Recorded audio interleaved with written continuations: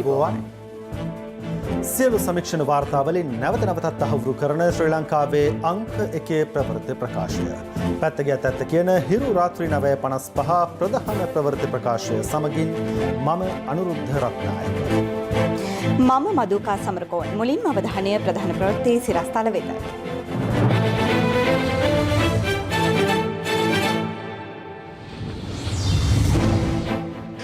නැගෙනහිර ජැටිය 100% වරාය අධිකාරිය යටතේ ක්‍රියාත්මක කිරීමට කැබිනට් අනුමැතිය. අකුරට වැඩ කිරීම හෙට අවසන් කරන බව වෘත්තීය සමිති කියයි. පාස්කු කොමිසමේ අවසන් වාර්තාව ජනපතිට සාක්ෂි ඇමුණුම් ඇතුළු ලේඛන පිටු ලක්ෂයක්. ශිෂ්‍යත්ව කඩයිම් ලකුණු අර්බුදය දුරදිගයයි.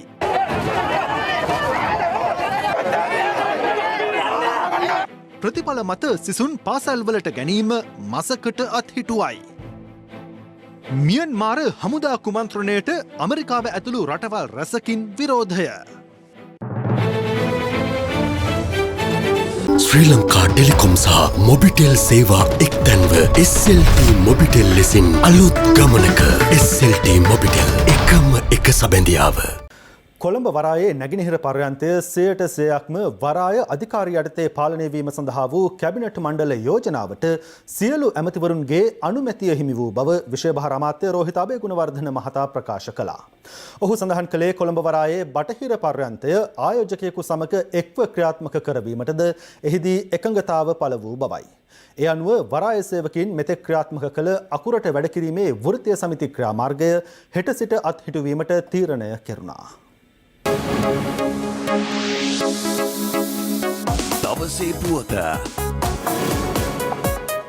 කොළඹ වරායේ නැගෙනහිර පර්යන්තය ඉන්දියාවේ අදානි සමාගමට සහ ජපානයේ සමාගමකට ලබා දීමට රජය තීරණය කර ඇතැයි පවසමින් වරාය වෘත්තීය සමිති දේශපාලන නියෝජිතයින් සහ සිවිල් සංවිධාන නියෝජිතයින් පසුගිය දින කිහිපෙම විරෝධතාවල නිරත වුණා.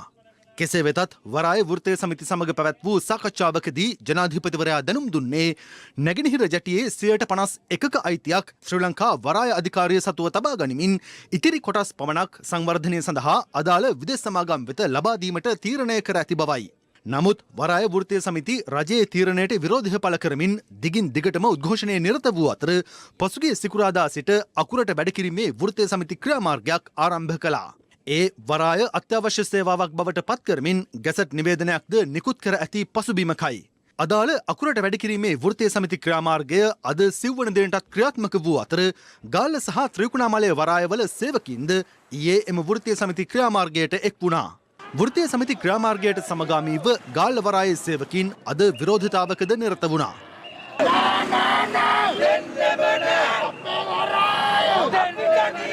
ත්‍රිකුණාමලය වරායේ සේවකින්ද විරෝධතාවයේ නිරත වුණේ කොළඹ වරායේ නැගෙනහිර පර්යන්තය විදේශ සමාගමකට පැවරීමට එරෙහිවයි.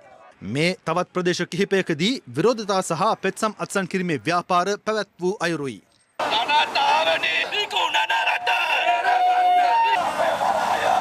ඔක්තෝබර් මාසේ 22 වෙනිදා කැබිනට් පත්‍රිකාවක් සම්මත කරා. ඒකට මහින්ද රාජපක්ෂ මහත්තයාත් අත ඉස්සුවා. දැන් මේ රටේ අරගලයක් ඇති වෙලා ජනහඬ එක්ක යම් පසුබෑමක් විතරයි මේගොල්ලෝ මේ කරමින් තියෙන්නේ. ඉතා පැහැදිලි. චේතනාන්විතවම දැන් තියෙන්නේ විකිණීමේ ඕනකම. දැන් බටහිර එකට බහින්න තමයි ඒ පාර ලෑස්ති වෙන්නේ. ඒ මදිවට වෘත්තීය සමිති වලින් අස්සනකුත් ගන්න උත්සාහ කරනවා. බටහිර එකට ඉන්දියාව සම්බන්ධ කරගන්නකොට ඒකට විරුද්ධත්වය පාන්නේ නැහැ කියලා. පොදු ජනතාව දගත්තම මේ විකිණීම සම්පූර්ණයෙන් අවසන් කරන්න ඕන කියන තීරණයට ඇවිල්ලා තියෙනවා. ජනතාව හරියට කෙලින් හිටියොත් ජනතාව වෙනුවෙන් රැකගන්න පුළුවන් කියන විශ්වාසය මේ වරාහේ නැගෙනහිර ජටියෙන් අද ඔප්පු වෙලා තියෙනවා. තවමත් ඒ අවසාන තීන්දුව අරගෙන නැහැ. මේ ආණ්ඩුව විශ්වාස කරන්න බෑ. මොකද කියපු දේවල් නෙමෙයි අද සිද්ධ කරන්නේ. කැබිනට් පත්‍රිකාව ඇවිල්ලා මේක විකුණන්නේ නැහැ කියන අවසන් තීන්දුව එනකන් අපේ සටන අපි අතාරින්නේ නැහැ. මේ අතර වරාය හා නාවික අමාත්‍ය රෝහිත අබේගුණවර්ධන මහතා අද පෙරවරුවේ අග්‍රාමාත්‍ය මහින්ද රාජපක්ෂ මහතා හමු වී විශේෂ සාකච්ඡාවක නිරත වුණා.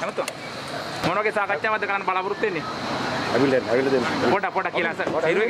විජේරාම ප්‍රදේශයේ පිහිටි අග්‍රාමාත්‍යවරයාගේ නිවසේ පැවති සාකච්ඡාව පැය භාගයකට ආසන්න කාලයක් පැවති බවයි අප වාර්තාකරු සඳහන් කළේ. අමාත්‍යංශ ලේකම්වරුන්ගෙන් සැදුම්ලත් කමිටුවට ඔවුන් සාකච්ඡා වට දෙකක් ක්‍රියාත්මක කරා ඉන්දියානු සමාගමත් එක්ක ඊයේ දවසේදී මට ඒ වාර්තාව ලබා දුන්නා. ඒ වාර්තාවේදී අපිට පැහැදිලිව පේනවා කමිටුව ඉදිරිපත් කරන කොන්දේසි වලට ඉන්දියාවේ ඒ සමාගම එකඟ නොවන බව. සාකච්ඡා සම්මුති කමිටුව ඒ ලබා දුන්නා වූ කරුණුත් පදනම් කරගෙන මේ නැගෙනහිර පර්යන්තය 100%ක්ම ශ්‍රී ලංකා වරාය අධිකාරිය යටතේ ක්‍රියාත්මක කිරීමට අවශ්‍ය කරන වැඩපිළිවෙළ ක්‍රියාත්මක කිරීම සඳහා ජනාධිපතිතුමාත් අග්‍රාමාත්‍යතුමාත් විසින් උපදෙස් ලබා දුන්නා. වරාය වෘත්තීය සමිති නියෝජිතයින් සහ අග්‍රාමාත්‍ය මහින්ද රාජපක්ෂ මහතා අතර සාකච්ඡාවක් අරලියගහ මන්දිරයේදී පැවැත්වුණේ ඉන් අනතුරුවයි.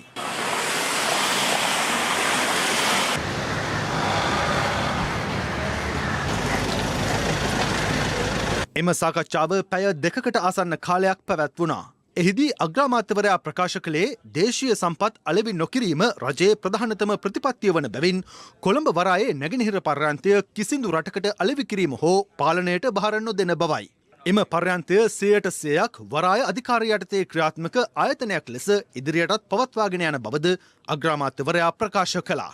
රෝඩෙන් ක්‍රියාමාර්ගය ආරම්භ කරපු දිනේම අපිට ලැබුණ ඔබතුමන්ලාගෙන් හොඳ පිළිතුරක් ලැබෙනවයි කියලා ඒ තොරතුරු ලැබුණ මොහොතේ ඉඳන් දැඩි පරිශ්‍රමයක් ගත්තා. ඒක අපිට ලිඛිතව ගන්න. අප නම් ඉතිහාසික හොලක් කියලා දීලා නැහැ. ඔබතුමාද අපි කිව්වොනම් ඒ වචනේදී ඉතින් අවුරුදු 50ක දේශපාලන ඉතිහාසෙ ඊට වඩා ස්ට්‍රයික් තිබුණානේ. ඒක ස්ට්‍රයික් එකක් සෙටල් වෙන්නේ ලියුමක්. අතින් මම ලියලා තියෙනවා. අපි අද ගන්නවා නම් තීන්දුව මේක දෙනවා. අද දෙවිය ඒ තීන්දුව අයි මේ කවල් ලියුම් කැලේ වල දාන්න ඕනේ. හැබැයි මේක අපි මේක බලහා බලනවා කියන එක කිව්වොත් ඒව තේරෙන්නේ. ඒක ඕනේ.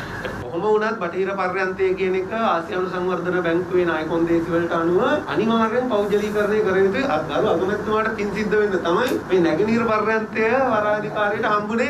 එතුමා ජනාධිපති වෙලා අත්සන් කරන්න ආපු පළවෙනි අවස්ථාවේ අත්සන් කරන්න බෑ කිව්වා. පර්යන්ත තුනම පෞද්ගලීකරණය කරන පදනම මත. එකක් කියනවා. වරායේ ආයත් එක මගේ තියෙන ප්‍රශ්නයක්. හම්බන්තොට දෙනකොට එක්කෙනෙක්වත් නැගිටින්නේ නැහැ. වචනයක් කිව්වේ නැහැ. කියනවා වචනයක් ඒක දෙන්නේ නැහැ. ඒක අපි තමයි කරන්නේ. ඒක තමයි අපි අද කැබිනට් එකේදී තිබුණා.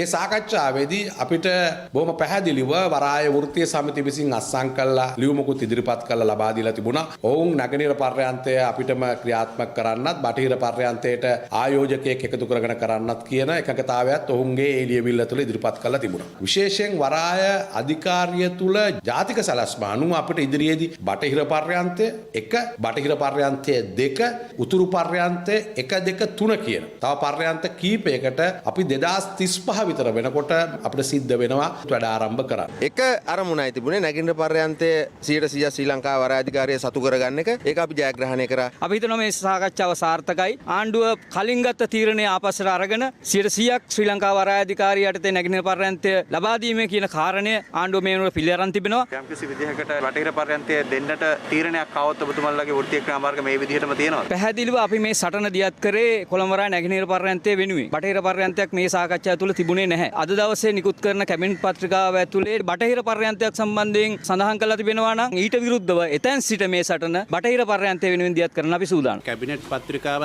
දෙස බලලා තමයි හෙට අපි මේ පිළිබඳව අපේ සියලු අදහස් ප්‍රකාශ කිරීමට බලාපොරොත්තු වෙන්නේ. එතෙක් අපි දෙවෙනි අධීරය යටතේ කරන්න හිටපු සටන් ක්‍රියාදාමයන් తాවකාලිකව නවතගෙන සිටින බවත් පැහැදිලිව කියන්න ඕන.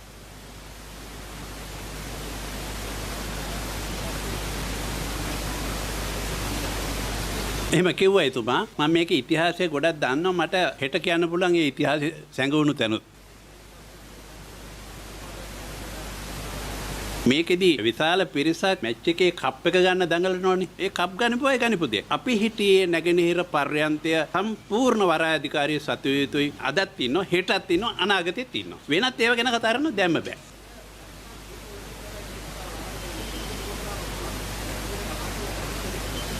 ඒක එදාට බලාගමු. අපි දන්න දේශපාලන කොටස් වැඩි උනන්දුවක් දක්වනවා මේ බොරදියේ මාළු බාන්න. ඒකින්ද අපි ඒකට නැහැ. මේ අතර කොළඹ වරායේ නැගෙනහිර පර්යන්තය විදෙස් සමාගමකට පවරා නොදෙන බවට අග්‍රාමාත්‍යවරයා පොරොන්දු වීමත් සමග වරාය සේවකින් වරාය පිවිසුම අසලදී සතුට සැමරුවේ මේ ආකාරයෙන්. මේ අතර කොළඹ වරායේ නැගෙනහිර පර්යන්තයේ මෙහෙයුම් 100%ක් වරාය අධිකාරිය යටතේ සිදු කිරීමට ගෙන ඇති මෙම තීරණය සම්බන්ධයෙන් මෙරට පිහිටි ඉන්දියානු මහ කොමසාරිස් කාර්යාලයේ මාධ්‍ය ප්‍රකාශකවරයා සඳහන් කළේ 2019 මේ මාසයේදී ඉන්දියාව ජපානය සහ ශ්‍රී ලංකා රජයන් අතර අත්සන් කරන ලද ත්‍රිපාර්ශ්වික සහයෝගිතා ගිවිසුම කඩිනමින් ක්‍රියාත්මක කිරීම සඳහා ඉන්දියානු රජයේ අපේක්ෂාව නැවතත් අවධාරණය කරන බවයි. මේ සම්බන්ධයෙන් ශ්‍රී ලංකා රජයේ කැපවීම පසුගිය අවස්ථා කිහිපයකදීම රාජ්‍ය නායක මට්ටමින් ප්‍රකාශයට පත් කර තිබෙන බවත් ඔහු සඳහන් කළා. ව්‍යාපෘතිය විදේශීය ආයෝජකින් සමග ක්‍රියාත්මක කිරීමට ශ්‍රී ලංකාව මීට මාස 3කට පෙර කැබිනට් අනුමැතියක්ද ලබාගත් බැවින් පවත්නා අවබෝධය සහ කැපවීම සෑම පාර්ශ්වයක්ම අඛණ්ඩව පිළිපැදිය යුතු බවයි ඔහු පැවසුවේ. දවසේ පුවත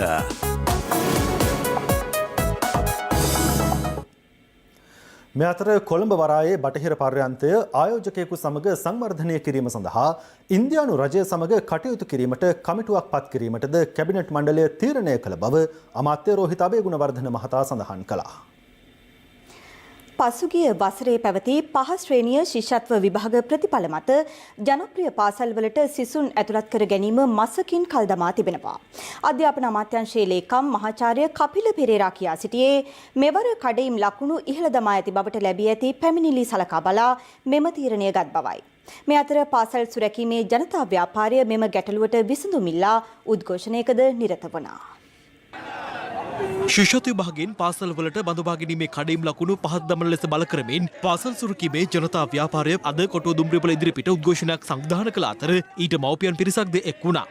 අපේ දරුවෝ ශිෂ්‍යත්ව විභාගය හිලෙම්ම සමත් වෙලා අපේ දරුවන්ගේ දෙමාපිය විදියට සතුටින් ඉන්න ඕන වෙලාවක මේ මහපාරේ හිඟා කන්න ඕනේ නැහැ. අවුරුදු 10ක් තරම් පුංචි දරුවන්ගේ හීන උස්සල පොළවේ ගහලා දාලා කුරිරු සතුටක් ලබන්න තරම් අපේ රටේ අධ්‍යාපන අමාත්‍යාංශයේ බලධාරීන් අද නින්දිත වෙලා තියෙනවා. උද්ඝෝෂණයෙන් අනතුරුව ඊට එක් වූ පිරිස පාගමනින් ජනාධිපති ලේකම් කාර්යාලය අසලට පැමිණියා. එහිදී පොලිසිය හා උද්ඝෝෂකයින් අතර උණුසුම් තත්ත්වයක්ද හටගත්තා.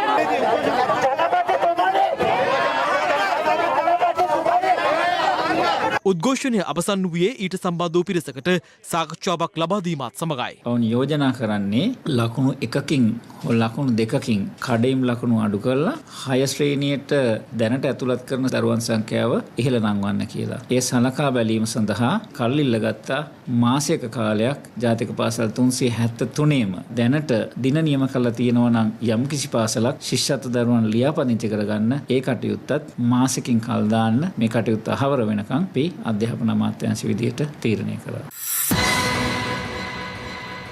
බලන්ගොඩ තැන්න විදුහලේ පාසල් සිසුවියක් වලවේ ගඟ ආශ්‍රිත ක්ෂේත්‍ර චාරිකාවක නිරත වන අතරතුර දියගිලි ජීවිතක්ෂයට පත්වීම සම්බන්ධයෙන් අදාළ විදුහලේ බාහිර ක්‍රියාකාරකම් භාර ගුරුවරිය අත්අඩංගුවටගෙන අප මත මුදා හැර තිබෙනවා. කෙසේ වෙතත් දැරියගේ මව්පියන් චෝදනා කරන්නේ දරුවාගේ මරණය සැක සහිත බවටයි. පසුගිය 30 වනදා කල්තොට වලවේ ගඟ ආශ්‍රිතව ශ්‍රේෂ්ඨ පුහුණු චාරිකාවකට තැන්න විදුහලේ 11 වන ශ්‍රේණියේ ගුණව ලබන සිසුන් පිරිසක් රැගෙන ගොස් ඇත්තේ එම පාසලේ බාහිර ක්‍රියාකාරකම් භාර ගුරුවරිය විසින්. එහිදී සිසුන් දියනාමින් සිට ඇති අතර එම අවස්ථාවේ ලබාගත් වීඩියෝ දර්ශනයි මේ.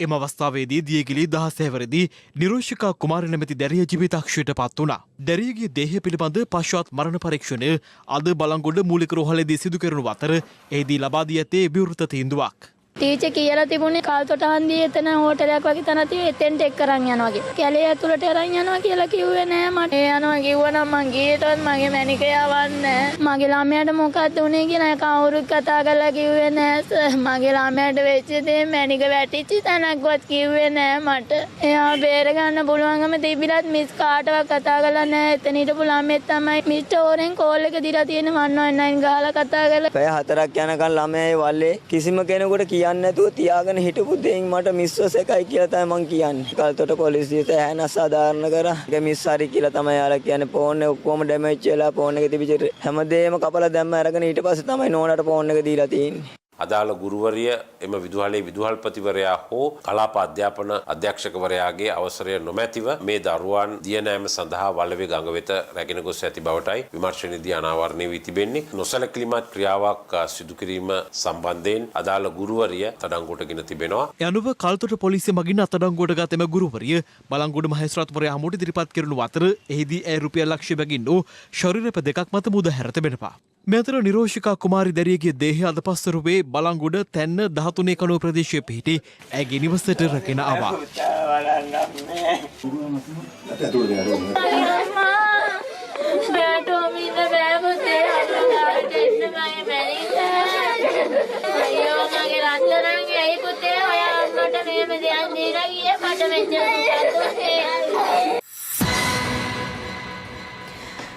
තුන් හැවිරිදි කාන්තාවක් සහ 13 හැවිරිදි ඇගේ දරුවා අමානුෂික ලෙස ඝාතනය කළ පුවතක් අම්පාර දිස්ත්‍රික්කයේ දමන ප්‍රදේශයෙන් වාර්තා වනවා. පොලිසිය සැක පළ කරන්නේ කාන්තාව සමග සබඳතාවක් පැවැත් වූ පුද්ගලයෙකු විසින් මෙම ඝාතනය සිදු කර ඇති බවටයි. ඝාතනයට ලක් වූ කාන්තාවගේ සැමියා යුද හමුදා නිලධාරියෙක් වන අතර ඔහු පසුගිය යුද සමයේදී ජීවිතක්ෂයට පත්ව තිබෙනවා. පසුව වෙනත් පුද්ගලයෙකු සමග අදාළ කාන්තාවව සබඳතාවක් පවත්වා ඇති බවයි වාර්තා වන්නේ. මෙම ඝාතනය සිදු කර ඇති බවට සැක කරන අදාළ පුද්ගලයා ඊයේ අලුයම් කාලයේදී නිවසේ මත්පැන් පානය කරමින් සිට ඇති බවට පොලිස් පරීක්ෂණවලදී හෙළිව තිබෙනවා. අලුයම 1:30ට පමණ අදාළ කාන්තාව සිය මවට දුරකථන ඇමතුමක් ලබා දී නිවසේ සිටි පුද්ගලයා තමාට හිරිහැර කරන බවත් ඒ හේතුවෙන් දරුවාට පසුදින පාසල යාමට සිදු නොවන බවත් පවසා ඇතැයි පරීක්ෂණවලදී හෙළිවුණා. පසුව එම මව දිගින් දිගටම දුරකථන ඇමතුම් ලබා දී ඇතත් ඊට කිසිවෙකුත් පිළිතුරු ලබා දී නැහැ.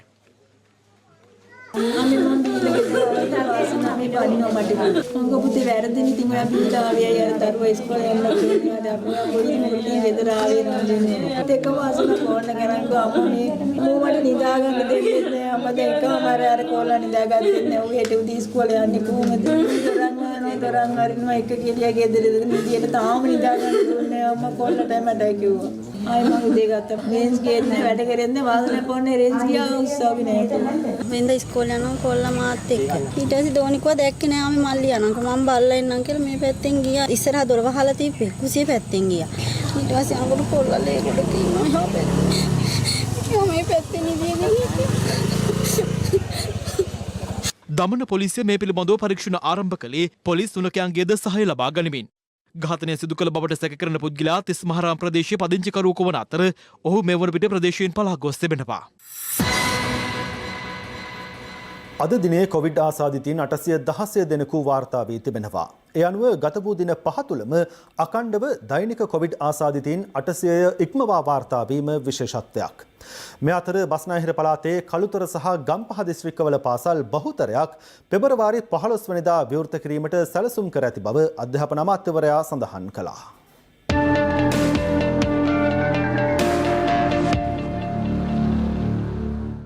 දෙවැනි කොවිඩ් රැල්ලෙන් වැඩිම බලපෑමක් එල්ල වූයේ කොළඹ දිස්ත්‍රික්කයටයි. මාස 4ක් වැනි කෙටි කාලයක් තුළ කොළඹින් වාර්තා වූ ආසාදිතයන් සංඛ්‍යාව 24690ක්.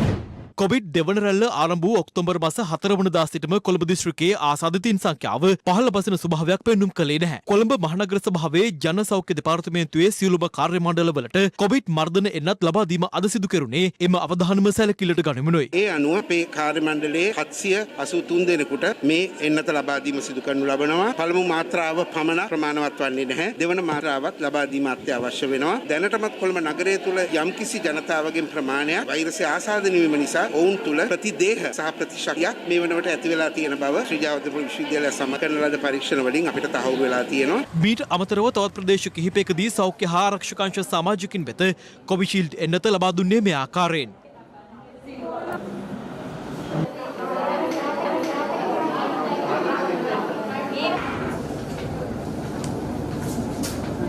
මේ අතර රුසියාවේ නිෂ්පාදිත ස්පුට්නික් එන්නත සහ ඉන්දියාවේ නිෂ්පාදිත භාරත් බයෝටෙක් එන්නත සඳහාද මෙරට හදිසි භාවිතය සඳහා අනුමැතිය ලබා දීමට ජාතික ඖෂධ නියාමන අධිකාරිය අවධානය යොමු තිබෙනවා.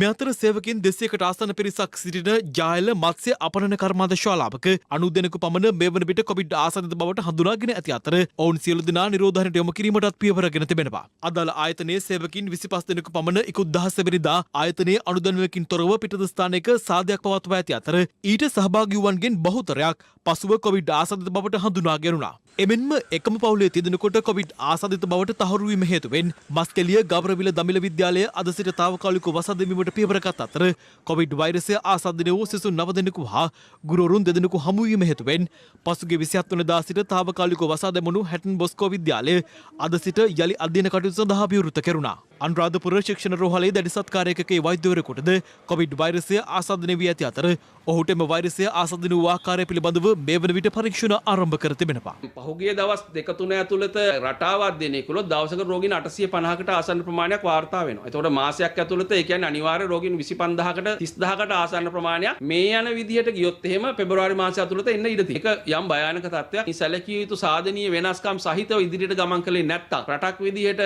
2020ට සාපේක්ෂව 21 වඩා නරක තැනකට ගමන් කිරීම සඳහා යම් පෙර නිමිති මේ වෙනකොට පහළ වෙමින් තියෙනවා. මේ අතර කොවිඩ් වෛරසය ආසාදන වූ සෞඛ්‍ය අමාත්‍ය පවිත්‍ර වන්‍යාරච්චි මහත්මිය IDH රෝහලේ දැඩි සත්කාරයකගේ තවදුරටත් ප්‍රතිකාර ලබනවා. ඇයට සෙත් පතා නාරාහෙම්පිට අභයාරම විහාරස්ථානයේදී ඊයේ විශේෂ පින්කම අද පැවති අතර ඒ සඳහා මැති ඇමතුරුන් මෙන්ම සෞඛ්‍ය බලධාරීන් එක්ව සිටියා. කොවිඩ් ආසාදිත වූ රාජ්‍ය අමාත්‍ය අරුන්දික ප්‍රනාන්දු මහතාද තවදුරටත් අතනමැදි ප්‍රතිකාර මධ්‍යස්ථානයක රැඳී සිටින අතර ඔහුගේ ආරක්ෂකාංශයේ පොලිස් නිලධාරියෙකුද සමීපතම ආශ්‍රිතයෙකු ලෙස හඳුනා ගැනීමෙන් පසු නිවෙස් නිරෝධායනය සඳහා යොමු කර සිටියේදී සිදු කළ PCR පරීක්ෂාවකින් වෛරසය ආසාදිත බවට තහවුරු වී තිබෙනවා.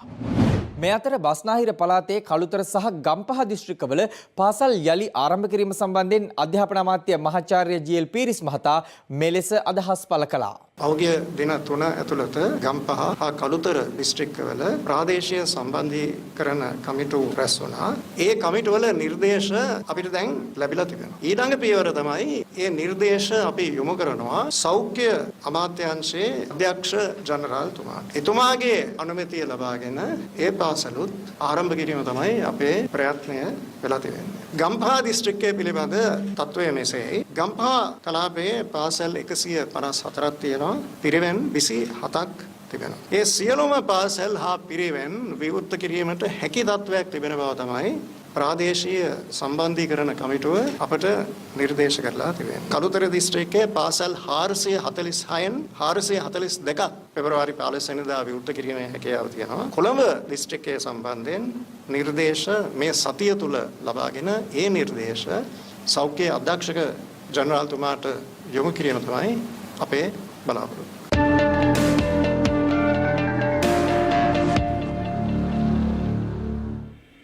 යහපාලන රජය සමයේ අධිකරණයට සිදු කළ බලපෑම් සහ දේශපාලන පළිගැනීම් සම්බන්ධයෙන් දේශපාලනඥයින් අදත් අදහස් පළ කළා.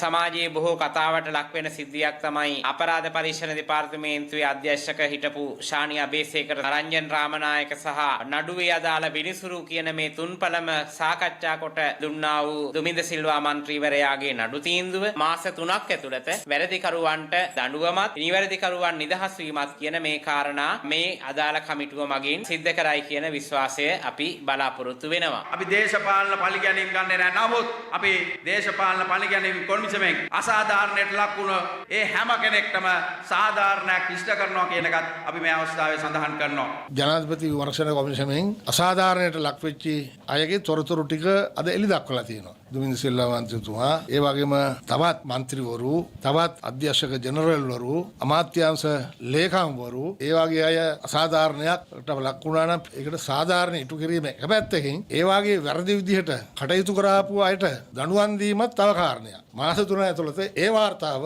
එතුමලා දුන්නම ඒක තමයි නීතිය. එතන ඉඳන් නිදහස ලැබෙන්න ඕන අය නිදහස් වෙයි, දඬුවම් ලබා ගන්න ඕන අයට දඬුවම් ලබා දෙයි. ඒ දෙක කෙරෙහි හරියාකාරව. මේ කොළොන්න ප්‍රදේශයේ ඉතිහාස මහත් දැවන්ත සේවයක් කරපු කෙනෙක් තමයි දුමින්ද සිල්වා මහින්දාරාම මැතිතුමා ඉදිරියේදී එතුමාට ජනාධිපති සමාව ලැබෙන්නේ නැද්ද කියලා අපි බලන් ඉන්නවා. මම හිතනවා කොළොන්නාව ජනතාව සැදී පැහැදී බලාපොරොත්තු වෙනවා එතුමාට ඒ සමාවක් ලැබෙයි කියලා. අපිට මතක ඇති දේශපාලන පරිගැනීම් දවසින් දවස කොහොමද උනේ කියලා. අපේ මිනිස්සුන්ව කොයිතරම් හිරේ දැම්මද කියලා ඔබට මතක ඇති. දුමින්ද සිල්වව තාම හිරේ දාගෙන ඉන්නවා. දේශපාලන පරිගැනීම් බවට පත් වූ අයට ඒ නිවැරදි කරන්න ඕන නිසා නීතිපතිවරයාගෙන් උපදෙස් පතලා තියෙනවා. හැබැයි නීතියට පටහැනිව වැඩ කරන්න ජනාධිපතිවරයාවත් මේ ආණ්ඩුවත් කටයුතු කරලා නැහැ. සත්‍ය නීතිය විසින් ඉටු කරන ලබන මොහොතක් ඇති කරන්නටයි අවශ්‍ය වෙලා තියෙන්නේ. අපි දැක්ක පෞගිය කාලේ සානි අබේසේකරලා රංජන් රාමනායකලා එක්කව වෙලා කරපු දේවල් නිසා අද වෙනතෙක් සිර දඬුවම් ලබන මිනිස්සු ඉන්නවා නිකරුණේ. තමන්ට ඕන විදිහට නීතිය නම්මලා හැමදේම කරා. ඒක නිසා අපි කියනවා නැවත වතාවක් මේ රටේ මේ රජයේ තියෙන කාලේ මේ දේශපාලන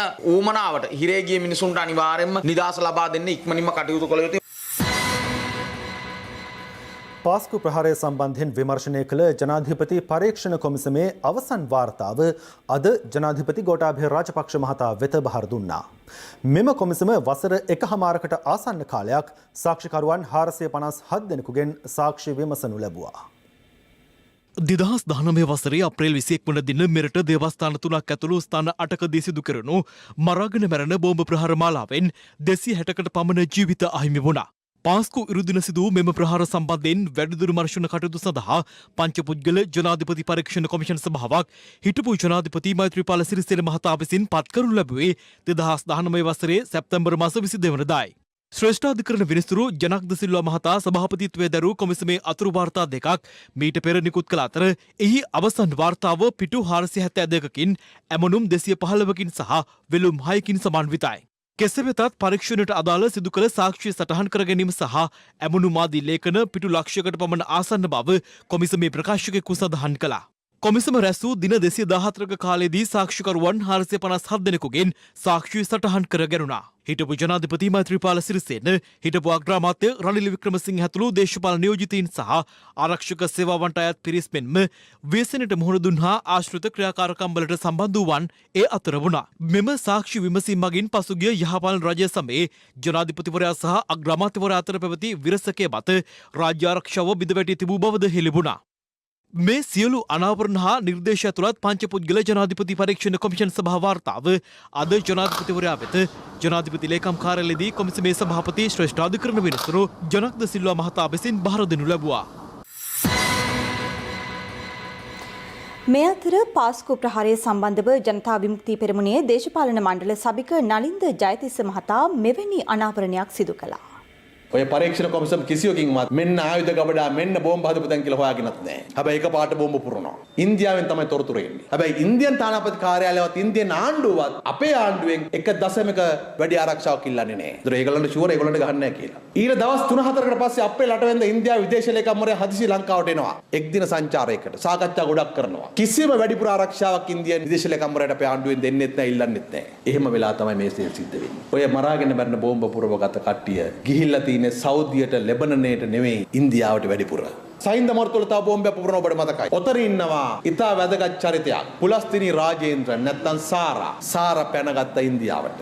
සාරාව පැන්නුවා ඉන්දියාවට. මේ ප්‍රහාරයේ ප්‍රබල සාක්ෂිකාරියක් සාරා. දැන් හරිනම් අපේ ආණ්ඩුව ඉල්ලන්න ඕනනේ අපිට සාරා දෙන්න කියලා. ආණ්ඩුව ඉල්ලන්නෙත් නැහැ ඉන්දියාව දෙන්නෙත් නැහැ. ඉන්දියාව වැඩේ කරලා ජාතික ආරක්ෂාව අනතුරේ කියලා පරිසරය හදලා දුන්නා. අන්න ඉන්දියාවේ වැඩේ.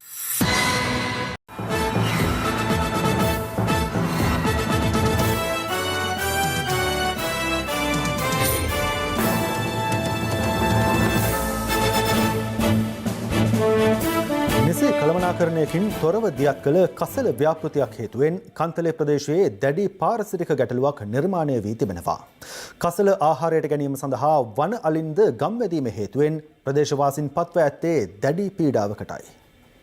පළාත් සභා සහ පළාත් පාලන රාජ්‍ය අමාත්‍යාංශය යටතේ ක්‍රියාත්මක කන්තලේ ප්‍රාදේශීය සභා කොම්පෝස්ට් අංගණය සහ කසල කළමනාකරණ අංගණය ඉදිකිරීම වෙනුවෙන් පසුගිය වසරේ නොවැම්බර් මාස 10 වෙනිදා මුල්ගල තැබූ භූමියයි මේ. ත්‍රිකුණාමලේ දිස්ත්‍රික් පාර්ලිමේන්තු මන්ත්‍රී කපිල නුවන් අතුකෝරළ මහතාගේ ප්‍රධානත්වයෙන් වැඩ ආරම්භ කළ මෙම ව්‍යාපෘතිය අධීර 3ක් යටතේ ක්‍රියාත්මක කිරීමට සැලසුම් කෙරුණු අතර ඒ සඳහා වැය කිරීමට ඇස්තමේන්තු කළ මුදල රුපියල් ලක්ෂ 897ක්. කෙසේ වෙතත් මුල්ගලකට පමණක් සීමා වූ අදාළ ව්‍යාපෘති භූමිය අද වන විට වන අලින්ගේ පාරාදීසයක් බවට පත්ව තිබෙනවා. ලියන ගාන පාස් වෙලා තියෙනවලු ඒ තව වෙනකන් නැහැ. දැන් කුණු වලේ ගහපු බෝඩ් එක උඩ තමයි මම මේ ඉන්නේ. ඒකත් අලි කැඩුවා. බෝඩ් එක තියන්නේ පාර අයිනට වෙන්න. එතන ඉඳලා පාරට යනකම් කුණු. එහා පැත්තෙන් අර ගෙයක් තියෙනවා. ගේ ළඟට යනකම් කුණු. කොහොමද ඉතින් මේක ප්‍රතිසත්ත්වයක් කරලා තියෙනවා කියන්නේ?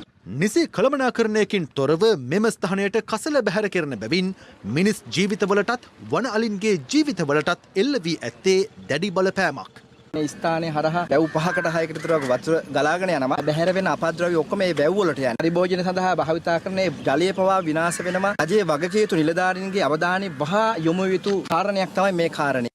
මහජන මුදල් විශාල ලෙස වැයකොට වැඩ ආරම්භ කළ මෙම කසල අංගනය තවදුරටත් මුල් ගලකට සීමා නොකොට ඵලදායී ලෙස සංවර්ධනය කර වනසතුන්ගේත් තමන්ගේත් ජීවිත ආරක්ෂා කර දෙන ලෙසයි ප්‍රදේශවාසීන් ඉල්ලා සිටින්නේ. එරේදාව ඔය පැත්තේ ලොරිය කිරිඳිවැල්ල කියන්නේ කොච්චර දුරක්ද? ඒ ඩ්‍රයිවර් මහත්තයා කියන රුපියල් 7000ක් දෙන්නවලු ඒ මිනිස්සයාට මේ කුණු ගෙනල්ලා බාපුවා. පිට ගම් වලින් ලොරිය එනවා මේකට මිනිස්සෙක් මරලා ගෙනත් දැම්මත් දන්නේ නැහැ. පාර යන්න බෑ සමහර දවස්වල මේ බයික් එකේ දුම් පාරක් හතරක් විතර පැන්නවා මේ ළඟ. හරි 10 15ක් විතර ඉන්නවා. අපේ ජීවත් වෙන්න විදියක් වෙන්නේ නැහැ ඒ ටයිම් දෙනකොට. රැයකටවත් හැන්දෑවකටවත් මේ පාර යන්න කවදාවත් බෑ. මරණේ විශ්වාස නැහැ කොහෙලාද කියලා.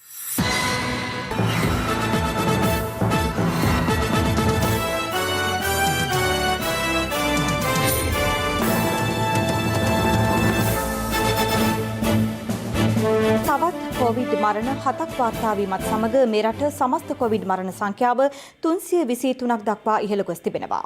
දැන් තවත් දේශීය පුවත් කිහිපයක් සමගින් රටවටා හිරෝ. රටවටා හිරෝ.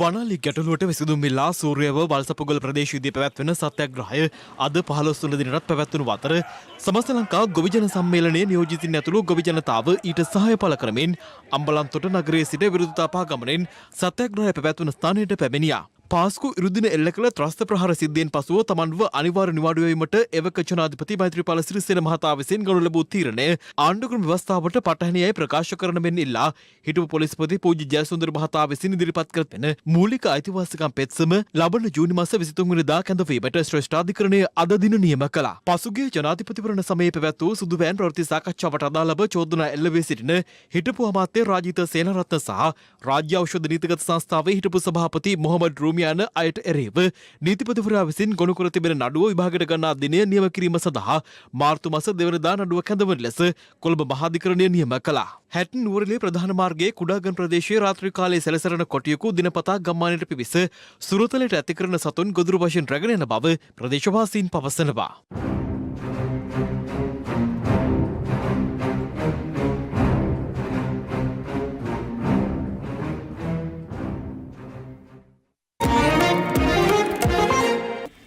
ඒ සමගින් අදට සමුගන්නටයි මේ සූදානම.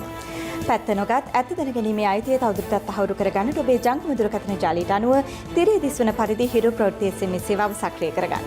ජලිත හමුවෙමු හෙට මධ්‍යහන ප්‍රවෘත්ති ප්‍රකාශය. සුබ රාත්‍රියක්.